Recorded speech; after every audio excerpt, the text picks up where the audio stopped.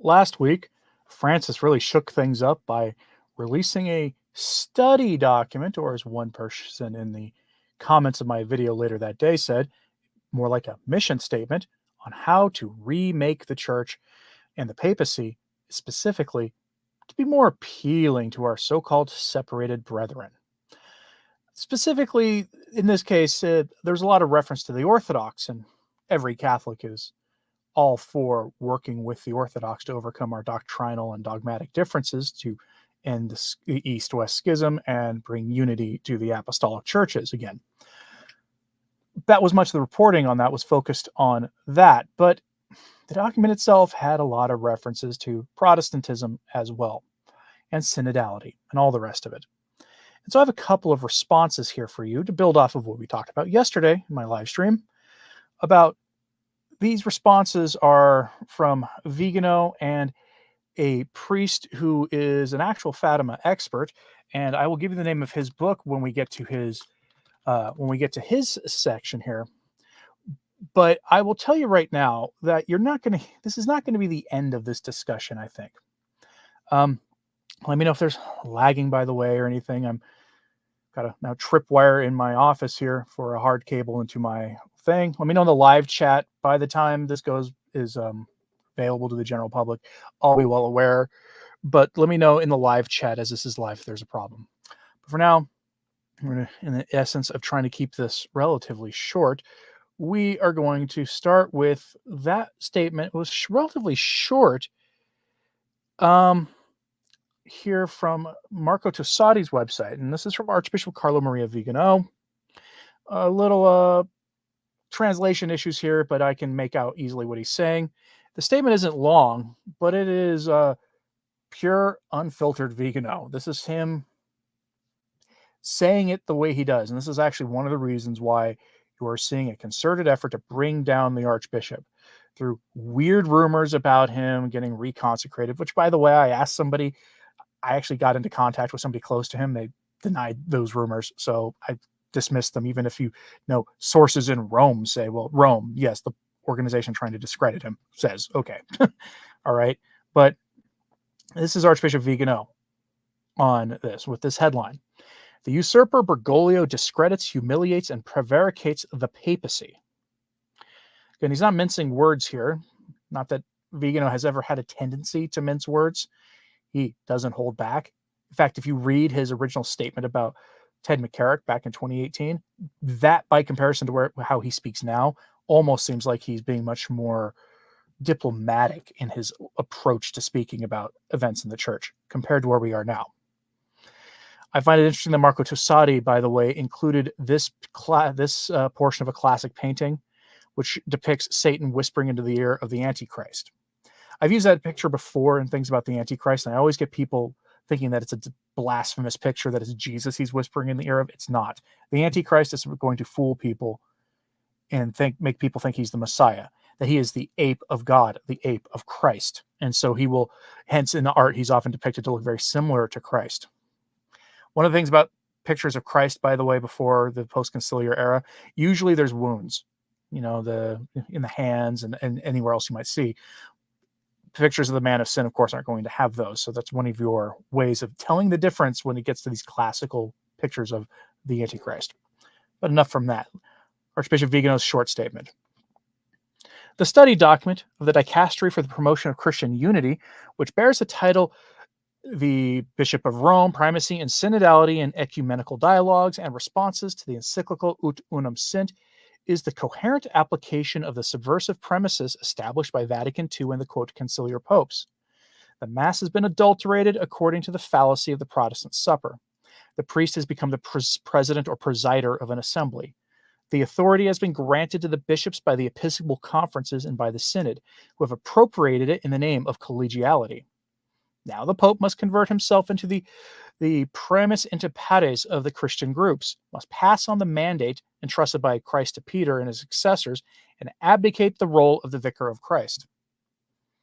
That there's a reference to Francis relegating the title vicar of Christ for the papacy to a historic title in most of those Vatican yearbooks that whenever a new one is issued, people always raise an eyebrow what the things that Francis has said in there, or the names of priests included. The most recent one still had Marco Rupnik as an official consultor to the Vatican, despite it being many months since all of his problems came to light. Let's continue.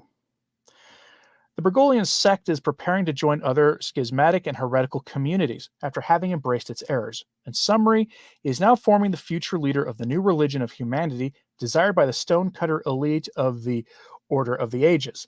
This plan required decades of preparation and used the renunciation of Benedict XVI as a further demolishing element of the Pope in view of the destructive action of the Argentine Jesuit. The tradition began from the beginning of the institution and did not involve Bergoglio. This study document is no more than a repetition of what John Paul II hoped for in the encyclical Ut Unum Sint, which was once inspired by Vatican II. The tradition was inherent in ecumenism, newly proposed in the post-conciliar period in the same terms that had been previously condemned. The usurper Bergoglio uses the power of the Pope to discredit the papacy, humiliate and distort it definitively in his immutable essence as the very Christ. And without officially changing the monarchical institution of the Church, de facto, Bergoglio distorted it by converting it into a synodal and apparently democratic institution, in which the profound Church aligned itself with the profound government in the establishment of the anti-Christic dictatorship of the new order of the ages. I think here, these terms here, when he's talking about church and state, he's using a different term you can't use actually on this platform at all. I found that one out the hard way. Replace the word profound with, I usually use the word embedded to say it, the embedded church. He uses the word deep. Make of that what you will. Bergoglio has usurped the Pope with the perverse intention of destroying what was desired by the Catholic Church. They are trying to genetically mutate the Pope or papacy and thus totally place it into servitude for the ideology of those who run everything.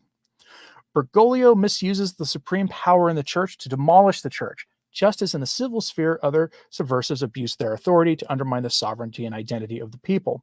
The conciliar revolution follows the same example that we have seen applied in the civil sphere of the French Revolution, and which we now want to propose with the attempt for the end of decade program. That looks like it's going off the rails, and I'm very happy to see that. Bergoglio is a bankrupt curator of a diabolical plan planned for more than 60 years. End quote. Again, that's pure unfiltered Vigano. It really is. Except my reading of it, because I have to filter it for this place. Unfortunately. I'm going to check the light. Evelyn, it's an Ethernet cable. It's dangerous because there's now a tripwire at about knee level in my office that I just have to. There's no danger to anybody except as long as I'm not careless walking around. And this is a temporary setup until I can find a better solution.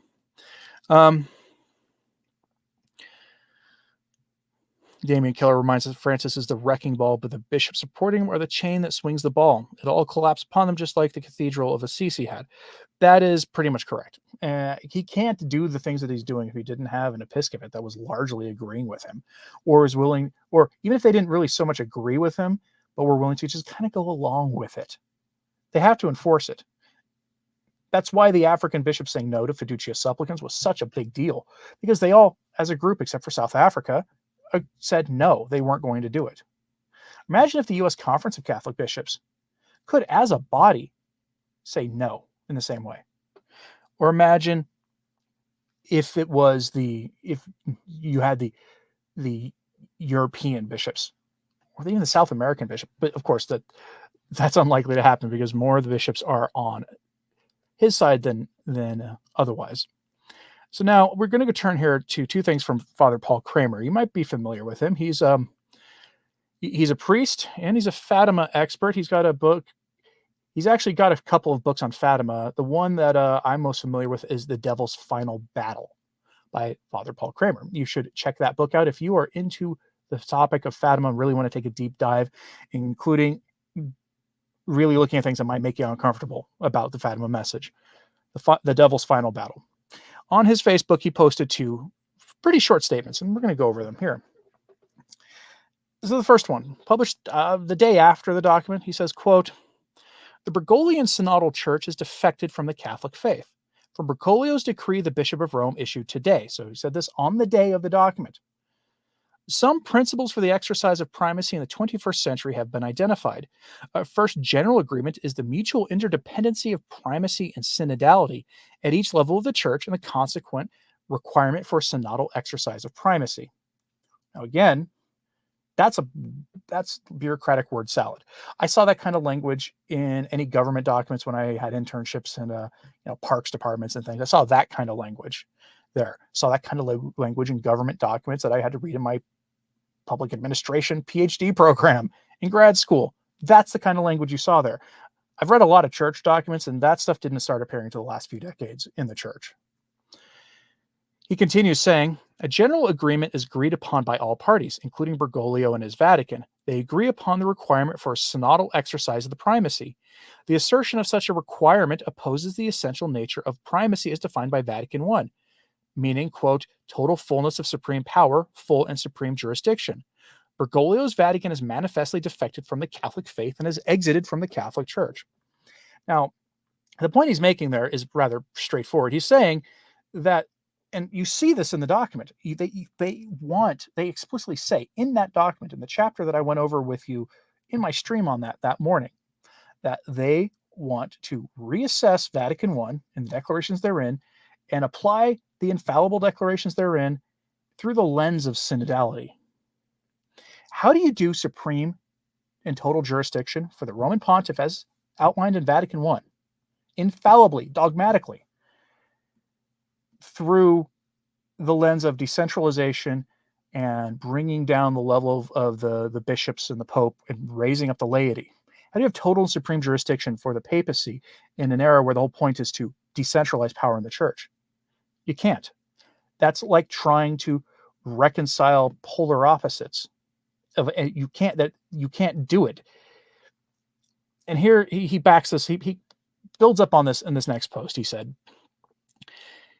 Bergoglian Vatican is defected from Catholicism and has founded another church. And this is, of course, a radical statement for a lot of people. But remember, I've been promoting the idea of, from Catholic prophecy, this idea of the ape of the church for a long time now. You see this in various mystics talk about a false edifice being built over the Catholic Church that looks Catholic from the outside to most people, and that behind that edifice, the real Catholic Church is being slowly dismantled. And don't worry, for those of you who will make it sound like that, makes that sound like the church is defected. It's not a church defected argument. The clear line of prophecy, Catholic prophecy approved, Marian apparitions and all of it, is that that false edifice will fail, that attempt to dismantle the church will fail. It's the sort of the mystical side of the infiltration thesis, if you want. But Father Kramer says, Bergoglio's synodal sect is now formally founded on a heretical principle that manifestly renounces the dogma of the primacy as defined at Vatican I and separates the Bergoglian sect from the Catholic Church. Sententia heretica. Quote, some principles for the exercise of primacy in the 21st century have been identified. A first general agreement is the mutual interdependency of primacy and synodality at each level of the church and the consequent requirement for synodal exercise of primacy.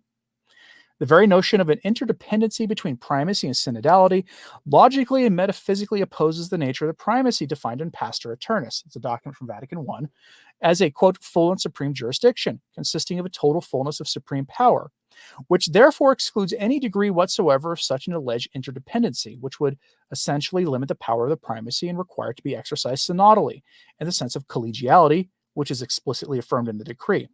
Collegiality is formally condemned by the church, by the way. That's another reason why this document is so important. This is the groundwork for future work by either Francis or his successor to continue the work that Francis remaking the church. Bergoglio's, quote, different church, his own words, is now plainly visible as something different in its essential nature and constitution from the divinely constituted Catholic Church founded by Christ on the principle of the absolute monarchy of the Pope's primacy, who receives from the Christ the full and absolute jurisdiction over the whole planet. See Pius XII's Vacante Apostolica Sedis, and then he has a Latin quote there. I'm thinking about recording that document if I can, although it's really long, so I might do it in small parts. We'll continue. As Catholics, we are bound by divine law, expressed by the Apostle Paul himself, to shun heretics and separate ourselves from them, meaning from absolutely anyone who teaches a different gospel, not just a pope, but even an angel from heaven. That's hard for a lot of people to accept. It really, really is. But that's where we are. That if you need proof of the ape of the church, it's in the attempt to completely subvert and destroy and remove the power to do anything about it, about these changes, from its supreme authority. The document contradicts Vatican I. Again, it tells us, well, we're going to examine this through the light of Vatican II, their specific reading of Vatican II, and in the light of synodality. Remember, when the Synod of Synodality started and we saw how long it was going to be, most people watching this all agreed that this is essentially Vatican III by other means. There haven't been any dogmatic definitions because modernists don't believe in doing dogmatic definitions, because a dogmatic definition prevents future changes. That's why there hasn't been a dogmatic definition of anything in 60 years. You're probably not going to find one either. The whole point is to change the church. They're doing it under the guise of false unity, when in reality, what they're doing here is trying to attempt to turn the church, turn its back on its own history and its own foundation by Christ.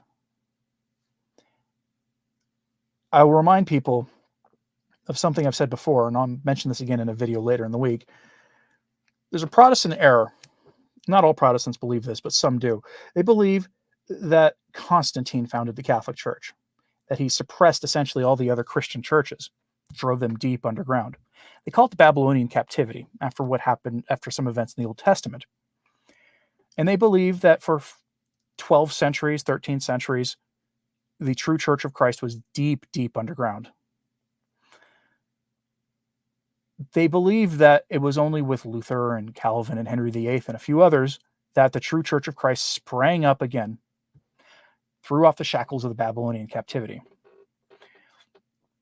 It's nonsense. It's nonsense on stilts, to borrow the line from Jeremy Bentham. The best thing he ever did was come up with that phrase. But that's what they believe. Modernists believe something similar. They have their own sort of weird version of the Babylonian captivity. They believe that the new Mass is actually close to what the original Christians worshipped as. There's no evidence of that whatsoever, but they tell people that. They come up with some really dubious scholarship for that. They believe that once the church was made public, the papacy took on a lot of power that it didn't actually have already. That they believe that the church became rigid and clericalist. That they got rid of the deaconesses and all these other things. Brought in all these unnecessary rituals and devotions that are questionable. And that it took until 1960s for this sort of rigid captivity of the church to come to an end. It's very much like the captivity that the Protestants talk about. At least some of them do.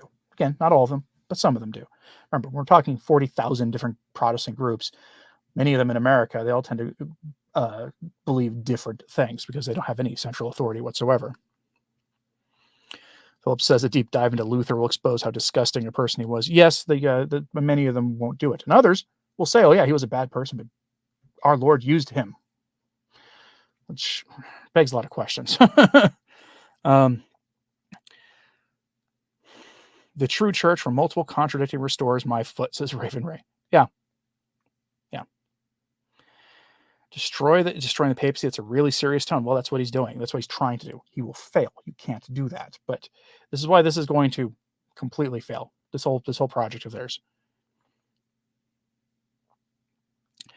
Just checking the live chat. All right, folks.